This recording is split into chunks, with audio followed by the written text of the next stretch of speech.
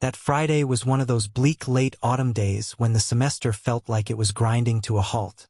I was sprawled on my couch, endlessly scrolling through my phone, trying to ignore the pit in my stomach after checking my final grades.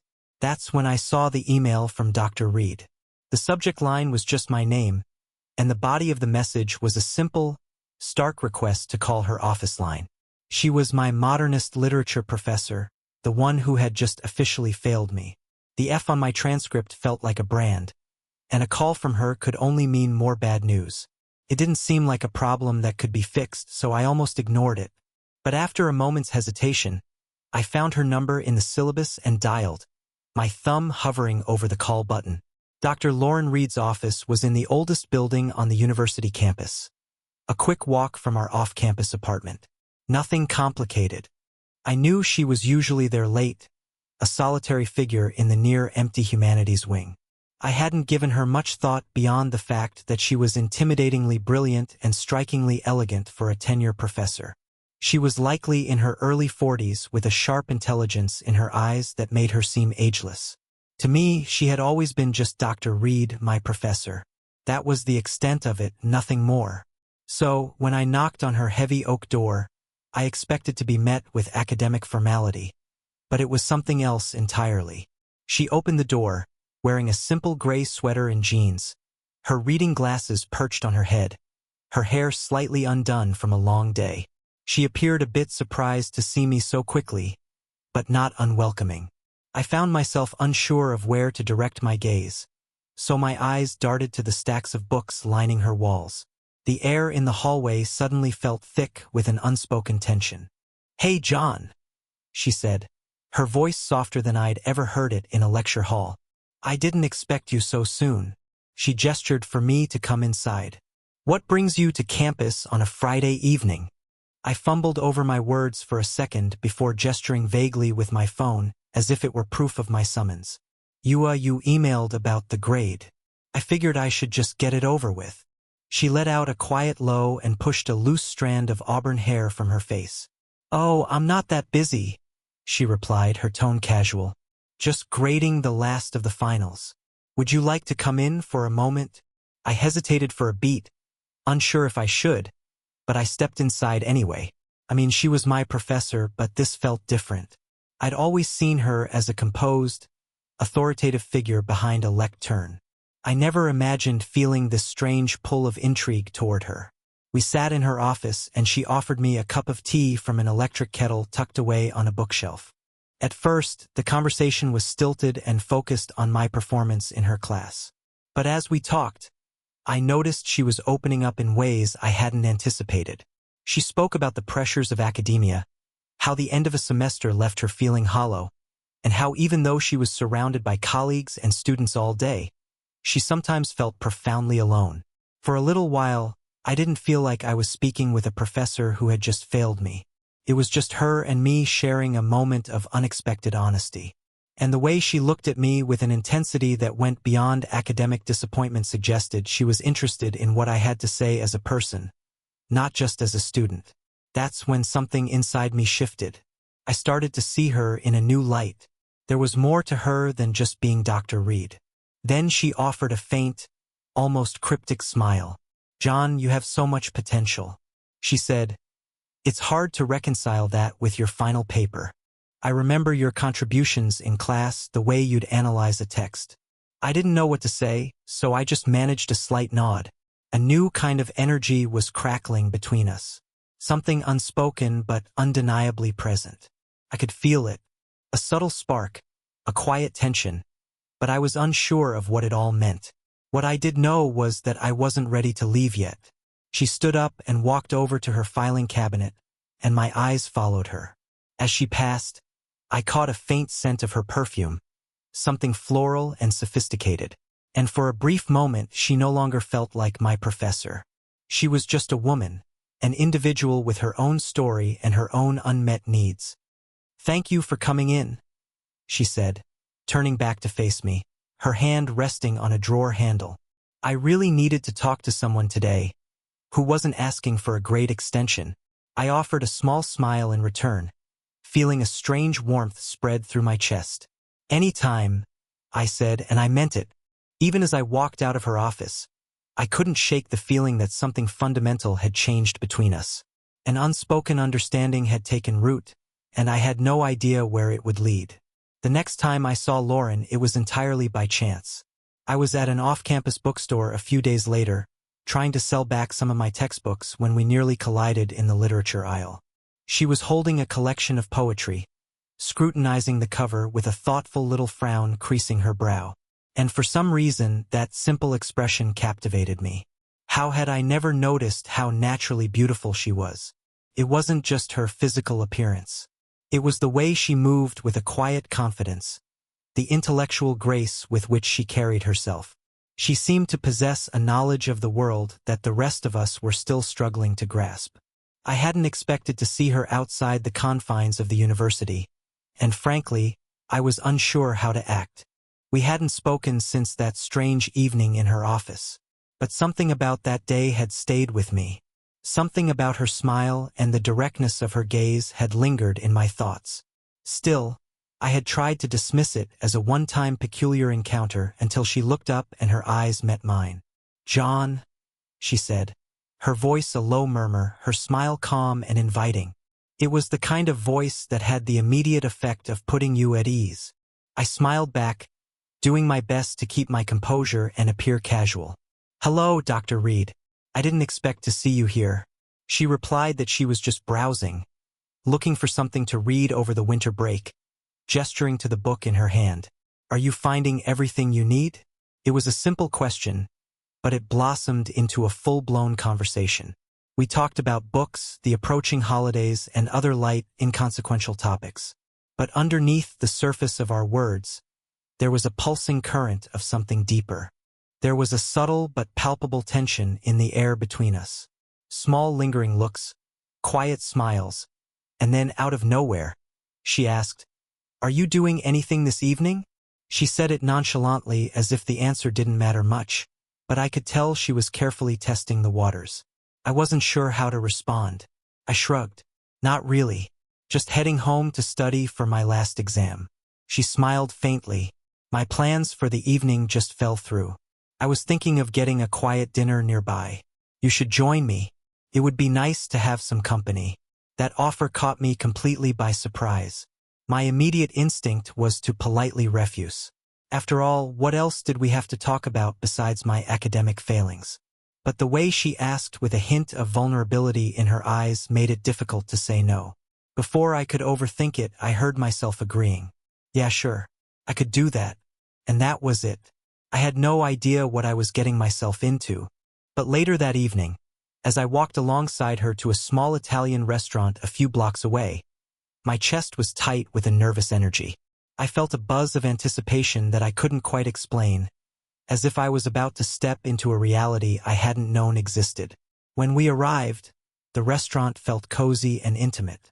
The aroma of garlic and wine wafted through the air, enveloping the space in a warmth that felt almost too comfortable. Lauren seemed to relax as soon as we were seated, her posture softening as she scanned the menu. I sat across from her, just observing her for a moment, and that's when it truly hit me. This woman in front of me did not feel like the Dr. Reed I knew from class. She looked the same, yet something about her presence felt more authentic, more unguarded. "Go ahead and order whatever you like," she said, looking up from her menu. "My treat." I sat in the booth, trying not to let my nervousness show. She navigated the conversation so effortlessly, as if having dinner with the student she'd failed was the most natural thing in the world. Meanwhile, I was trying to figure out the storm of emotions churning inside of me. It wasn't just about how she looked or how at ease she seemed. It was about how she made me feel, as if I were more than just a name on her class roster. We ate and the conversation flowed. There were no awkward pauses or forced small talk. We talked about life and how things rarely turn out the way you plan. She spoke about her own college years, how she missed the thrill of spontaneity, the feeling of being excited about the unknown. She admitted that with her career, everything had fallen into a predictable pattern. Her voice held a raw edge when she said it. She seemed to be releasing thoughts she had held back for years, finally admitting that everything wasn't as perfect as it appeared. I just listened. I didn't offer any profound advice or deep insights. I just nodded and let her speak. And as I sat there quietly, I noticed things. The way her eyes would light up when she spoke passionately about a topic.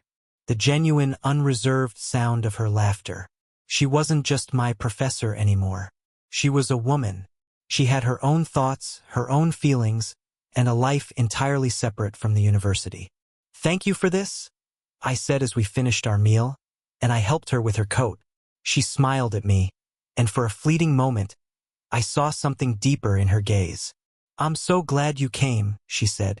"It's been a long time since I had a real conversation with anyone." I didn't know what to say to that, so I just gave her a small nod, but I knew we were both thinking the same thing. There was a shift between us now, something we didn't have to acknowledge out loud. When I walked her to her car, she gave me a brief hug. It was simple, relaxed, and warm. But her hand lingered for a second, too long on my arm, and that small moment of contact stayed with me. "Take care, John," she whispered, her voice barely audible over the city noise. My head was spinning as I walked back to my apartment. The evening had felt so ordinary on the surface, and yet it had managed to loosen something deep inside me. I couldn't put my finger on it. She hadn't done anything overtly inappropriate, but the way she looked at me, the way she listened, it made me feel like there was something genuine developing between us, a different kind of connection. I had been to her office hours before, but this was not the same. And I hated how much I found myself replaying our conversation in the days that followed. I tried to push it out of my mind. I tried to pretend that nothing significant had happened. A few days later, my friend Sam called and asked if I wanted to grab a drink to celebrate the end of the semester. I figured getting out would help clear my head. But as soon as I walked into the dimly lit pub, I saw Lauren sitting at a high-top table with a couple of other professors. She saw me, smiled, and gave a small wave. Without thinking, I waved back. Her smile was relaxed, yet it held a warmth that hadn't been there before. That unspoken current between us made my stomach do a slow turn. "Hey, John," she said as I approached her table. "I didn't expect to see you out tonight." I shrugged, trying to play it cool. "Just meeting up with a friend. I didn't know you came here." She laughed lightly. "Yes, a few of us are decompressing after grading. I haven't had a night out in a while." Her gaze lingered on mine for a fraction of a second longer than necessary. And just like that, the tension was back. That subtle undercurrent that hummed between us, always there, just beneath the surface. I should have backed away, should have said goodnight and found Sam, but I didn't. Instead, I found myself pulling up a stool next to her. We talked, we laughed, and we pretended that there was nothing unusual about the situation. Eventually, Sam arrived and joined us. The four of us sat there talking about the university, old memories, and the silly things students do. Even with the lively chatter buzzing around us, my mind kept wandering. And every time Lauren looked my way, I felt it. That shift, that something her laughter or her glances stirred in me. Something I didn't fully understand. We both felt as if we were guarding a secret that neither of us dared to speak aloud. Then, at one point, Sam got up to get another round of drinks, leaving just the two of us at the table. I hadn't planned to say anything, but the words just tumbled out. "So, Dr. Reed, how have you really been?" She paused. Her smile faded slightly, and for a moment, I saw something raw and unguarded in her eyes. "I'm okay," she said quietly. "I've just been feeling a bit lonely lately." Her honesty caught me off guard again. It was as if she was peeling back another layer, revealing a person I hadn't expected. Someone who was not just a formidable academic. "Yeah," I answered, nodding slowly. "I get that. It's not always easy." She returned the nod, and we sat in silence for a few moments. It wasn't awkward. It was strangely peaceful. I wanted to say something more, something to comfort her, to lighten the burden I could see she was carrying. But the words wouldn't come. So, I just looked at her, wondering if she truly meant it, or if perhaps she was hinting at something deeper. Sam returned with our drinks, and the moment was broken. But something inside me had moved. That night, my perception of Lauren shifted permanently. She no longer felt like just a professor. There was a different kind of light around her now. a dangerous kind. Later, when we all decided to leave, I walked with Sam toward the exit. But my thoughts were fixed on that brief, quiet conversation with her. What exactly did she mean by lonely? Was she just venting? Or was she gently asking for something more? As soon as I got home, I collapsed onto my couch and replayed the entire night in my head. That dinner, that confession at the bar, that look in her eyes. It was then that I realized this wasn't just a series of random encounters. There was something else happening between us, something unspoken and charged. And whether I wanted to admit it or not, I was being drawn into it. The scariest part, I wasn't sure if I wanted to resist anymore. The next few days felt heavy with unspoken thoughts. I couldn't stop thinking about the pub and the way Lauren had opened up to me. Her quiet admission of loneliness. The way her gaze had held mine as if she was searching for something. There was a weight in the air between us now. A significance I couldn't shake no matter how hard I tried. I kept telling myself that it meant nothing, that it was just a passing moment of connection. But I knew better. Sam and I had always been close. But lately, even when we hung out, I found my thoughts drifting away. Back to her, back to Lauren. I hated that about myself. I hated the thoughts that refused to leave me alone. Her smile, the way she carried herself. She felt different to me now. That Saturday, I was determined to clear my head. I called Sam and suggested we go to the campus gym and shoot some hoops. Something familiar like old times. Maybe if I physically exhausted myself, I could quiet my mind. When I got to the court, Sam was already there practicing his shot. He looked up and grinned when he saw me. About time. You're late, he teased, passing me the ball. I forced a smile and said I'd gotten held up. We played hard for the next hour, joking, talking trash, and trying to one-up each other. But my head wasn't in the game. My mind was somewhere else entirely. Somewhere warm, soft, and deeply confusing. After a while, we took a break, sitting on the edge of the court. Out of the blue, Sam asked, "You think Dr. Reed is doing okay?" He wiped the sweat from his forehead and looked over at me. The question blindsided me. "What do you mean?" I asked, my voice carefully neutral. "She just seemed a little off at the end of the semester," he said, staring at the polished floor. "Not her usual self. I don't know if she's stressed or what, but something feels different. I think she might be going through something." That observation hit me harder than I expected. I'd always seen Lauren as a bastion of control and stability, never flustered or uncertain. But maybe I was wrong. "I don't know," I said, keeping my tone even. "Did you talk to her about it?" He shook his head. "Not really. Every time I try to ask, she just brushes it off. I don't want to push, but I can just tell she's not okay." I wasn't sure what to say. A part of me wanted to confess, to tell him about the connection I'd felt, the change I'd seen in both her and myself, but I couldn't. Not yet. Maybe not ever.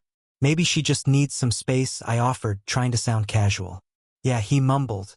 "Maybe," but I could hear the doubt in his voice. He wasn't buying it.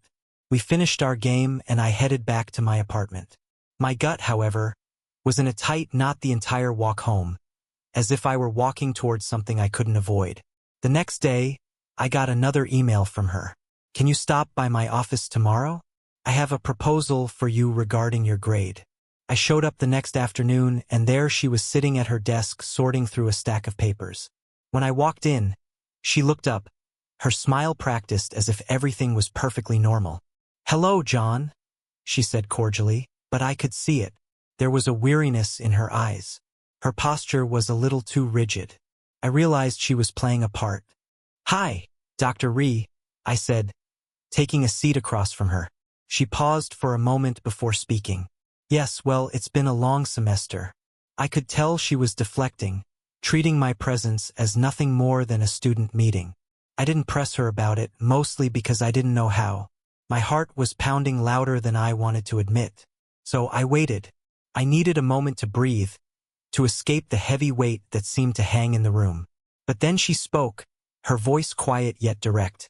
"John," she began, her tone shifting from professional to personal. "I've been thinking." I looked up, caught off guard about your final paper and about our conversations. She walked around her desk and leaned against it, closing the distance between us. I felt my chest tighten as she approached. I wanted to thank you for listening the other night," she said, not quite meeting my eyes. It meant a lot to me. I swallowed hard, her words hitting me with more force than I anticipated. "Of course," I replied. "You know I'm here if you ever need someone to talk to." She nodded slowly, and for a moment, neither of us spoke. We were suspended in a dense, heavy silence that buzzed with everything we weren't saying. Then, as if to finally address the purpose of the meeting, she said, "You're a good kid, John. You have so much insight, but it doesn't always translate to the page." I nodded again, unsure what this was going, but her gaze stayed on me for an extra second. The same spark I felt before was back. It hummed between us like a high-tension wire. "Yeah," I said softly. "I know." She smiled, but there was something else in that smile I couldn't quite decipher. I wondered if she was thinking the same thing I was, and for a fleeting second I considered asking her. I almost asked what was really going on here, but I didn't. I just sat there caught in the silence with her, wondering where this was headed. Finally, she broke the moment with a quiet, "I want to offer you an opportunity for extra credit, a special project just for you." "Okay," I responded, but a part of me knew this wasn't just about my grade anymore. A week passed since that afternoon in her office. The conversation hadn't been dramatic or loud, but it had stayed with me. Every time I thought about her offer, the air felt different, electrified. I couldn't tell if she felt it, too, or if I was just projecting my own feelings onto the situation. Regardless, the dynamic between us had irrevocably shifted, and I couldn't shake it. I started the extra credit work. It involved meeting her twice a week in her office. The work was legitimate, a deep dive into T.S. Eliot, but it felt like a pretext. Every time Lauren entered the room, my eyes would follow her. I noticed the small details, the way her head tilted when she listened, the way her eyes would meet mine for just a second longer than necessary. It was subtle, almost imperceptible, but I saw it. I felt it. Then came the following Saturday. She had asked me to come in for a special session, claiming she had found some rare materials in the university archives. It wasn't what I was expecting for my weekend, but I didn't mind. The truth was, I needed the solitude of the empty campus. I wanted space to process what was going on in my head and in my gut. I was sitting in her office, thumbing through a book, when I heard her voice from the doorway. "John." I looked up, surprised to see her standing there. Her expression was unreadable. "Hey," I said, trying to sound casual, but my heart was already picking up its pace. She walked into the room, paused for a moment, and then asked, "Can we talk?" That simple question made my stomach clench. "Yeah, of course," I said, setting the book aside. She came over and sat in the chair next to me, not across the desk. We weren't touching, but the space between us was barely there. The air felt heavier. The office felt smaller. "I've been thinking about our recent conversations," she began, her voice soft and cautious. "And I think I owe you an apology." I looked at her, completely caught off guard. This was not where I expected this to go. "I realized I've been a bit forward," she explained, saying she had been dealing with some personal things and didn't mean to put me in an awkward position. I blinked, trying to read her face. "I mean, it's fine," I finally managed to say. "You don't have to apologize." She gave a warm smile at that, but something in her eyes told me she wasn't entirely convinced. There was more she wasn't saying. "I appreciate that," she replied, "but I feel like I may have crossed a boundary with you." My heart skipped a beat. This was the moment I had been both dreading and, if I was being honest with myself, quietly hoping for. I had no idea where it would lead, but I couldn't stop myself from hearing her out. "What do you mean?" I asked, my voice becoming softer, more cautious. Lauren took a deep breath and looked down at her hands, which were resting in her lap. "I think you know," she said gently. "There's been something between us, and I can't keep pretending it doesn't exist." I froze. Her words hit me squarely in the chest, harder than I had expected. Of course, I had felt it, but hearing her say it aloud made it real, palpable, and terrifyingly complicated. "I'm not trying to make things awkward, John," she continued, her voice just above a whisper. I'm just not sure how to handle this. But I can't keep pretending nothing is happening. I looked at her, my mind racing in a dozen different directions. Everything inside of me was screaming that this was wrong, that I shouldn't be here in this situation. And yet there I was. I don't want it to be weird either, I said, trying to stay calm and keep the whole thing from unraveling. But I honestly don't know what you want me to say. She met my gaze then, her eyes direct and steady. We both sat in silence for a long moment. The stillness was dense, laden with everything we couldn't articulate. Then she reached out. Her hand brushed against mine. A touch so soft it was barely there.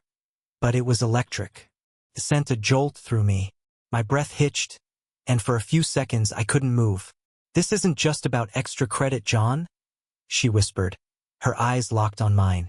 I'm not sure what this is, but I can't ignore it anymore, and I don't want to. A tidal wave of emotion washed over me all at once. Guilt, curiosity, desire, fear. I was acutely aware of the risks. I knew what could happen if anyone found out about this, but the connection we shared felt undeniable. And a part of me, a very large part, did not want it to stop. Are you sure? I asked, my voice wavering. I mean, with everything this is. She nodded, her fingers curling around mine, her grip firm and certain. I'm sure. And with that single affirmation, the invisible line we had been so carefully dancing around vanished completely. We didn't say anything else. There was nothing left to say, but the atmosphere had changed. We both felt the shift, the immense weight of what we had just acknowledged. Everything was different after that. It's been a year since that day in her office. We have spent a year navigating a secret.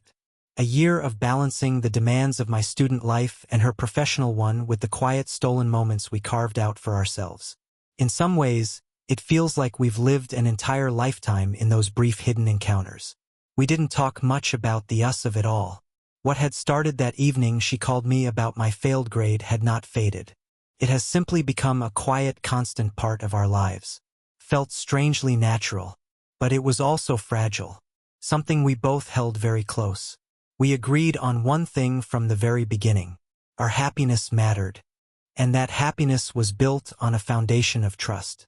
A kind of trust that allowed us to be completely vulnerable with each other while keeping it all hidden from the outside world. We built our own private space, our own small universe where the rules of the larger one didn't apply, but the guilt never fully went away. Every time I saw Sam or walk through the humanities building, something would pinch at the back of my mind. Not because I thought anyone deserved to know, but because carrying a secret of this magnitude always leaves a mark. Nevertheless, I never once second-guessed the decision we made. We both chose this, and no matter how chaotic or complicated things became, it always felt right. Lauren and I saw each other whenever we could, which wasn't too often. We never pushed the boundaries. We kept everything discreet, quiet, and out of sight. The hardest part was the pretense. Sam would ask about my classes and I'd mention Dr. Reed's name as if she were nothing more than a professor who would help me out. We kept our distance in public, acting as if we were nothing more than acquaintances. Still, those small moments, the quick shared glance across a crowded room, the discreet smile, the fleeting touch of hands when no one was looking, they became our language. Those were the things that held us together. When we were alone in her house, far from campus, we'd talk about what might happen if the truth ever came out. We never had a concrete plan, just vague possibilities and half-formed ideas. But we didn't dwell on it for long. We stayed in the present, in the quiet, in between spaces where we didn't have to justify ourselves to anyone, where we could simply be. It was a quiet Saturday evening, almost exactly a year after our relationship had begun. I was back at Lauren's house, sitting on her couch, the same place where we had our first real non-academic conversation. The place remained peaceful. We had the house to ourselves again. Everything felt normal now, comfortable in a way that had once been foreign. We had learned how to exist like this, quiet, careful, and connected. We didn't need to constantly talk about our feelings anymore. The relationship had settled into something stable, something real. It was unorthodox, certainly, but it had become something I couldn't imagine giving up. Lauren sat next to me looking as lovely as ever. But there was a softness to her now, an ease in her body language, a serenity in her expression. It had taken time, but we had learned to carry the weight of what we had. We had grown into our secret. I had found a strange peace in it. I had learned how to make it feel like home. "Do you ever think about how we got here?" she asked quietly, her voice warm and low, breaking the comfortable silence. I smiled and leaned back, sinking into the cushions. "All the time," I admitted. "Honestly, I still can't believe we've made it this long without everything falling apart." I looked over at her, my old sense of astonishment transforming into something that felt a lot like gratitude. "It doesn't feel like a year," she said with a quiet laugh, resting her head on my shoulder. "It doesn't, does it?" she murmured. "But at the same time, it feels like this has always been us. As if this was how it was always meant to be." I nodded slowly, my hand finding hers. "Yeah, it's weird," I said. "But it's the good kind of weird. I never expected my life to look like this. But now that I'm here, I wouldn't change a thing." She tilted her head up, meeting my gaze with that same look that always seemed to make the world around us stop. She replied gently, "Me neither. Considering the circumstances, I think we've done remarkably well. I'm glad we kept it between us." Her voice was firm, confident. "It's ours. It's just ours." And she was right. That was the most important part of it all. It wasn't about anyone else. This was something we had built quietly, carefully, and together. "I'm happy," I replied softly, giving her hand a gentle squeeze. "We're happy. That's what matters." We didn't talk much after that. We didn't need to. We just sat there side by side, wrapped in a silence that didn't need filling. The only sound was the quiet ticking of the clock on the mantelpiece. A year had passed. A whole year spent hiding in plain sight. We had somehow made it work. We had kept the secret. We had protected what we had. And through it all, we had held on to the one thing that was most important, each other. As the evening deepened and the sky outside turned to black, one thought became clear in my mind. This was how I wanted things to stay. It wasn't perfect. It was messy and strange and difficult, but it was ours.